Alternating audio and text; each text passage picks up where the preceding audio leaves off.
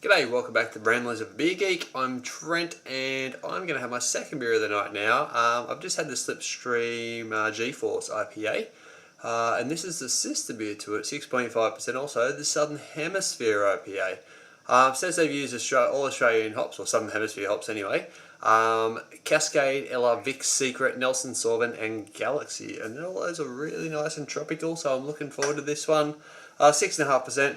Pours quite a clear gold colour actually. This one was canned on 29th of March, so it's about five weeks old.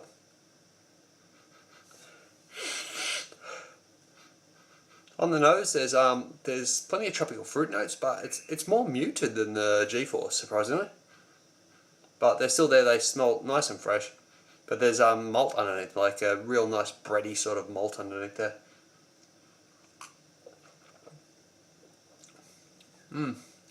Yep, it's nice and juicy. It's got a little bit of grassiness to it. There's the malt is a little bit sweeter than the G-Force. Up front, it's medium sweet malt. It's a medium body rather than the medium light body that I found with the G-Force.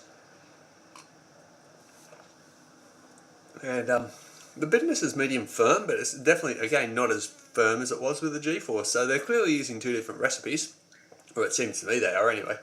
And this one's a little bit more rounded, a little bit more balanced. The G-Force IPA is definitely slated more towards the West Coast style, so the very aggressive bitterness and a lower malt body. This one's got a bit more malt to it, a sort of biscuity, toasty caramel malt to it. Well, I shouldn't say caramel. It's definitely a nice clean malt, but it's definitely got a slightly more biscuity, toasty note to it.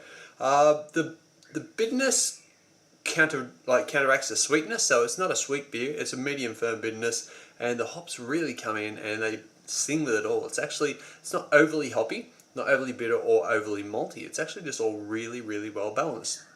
I'm kind of tossing out whether I like the G-Force or the Southern Hemisphere better, but I think I'm leaning towards the G-Force. They're both very, very good beers in their own right, but also two different beers, which I suppose you might as well make them different if you're going to do two IPAs. Cheers.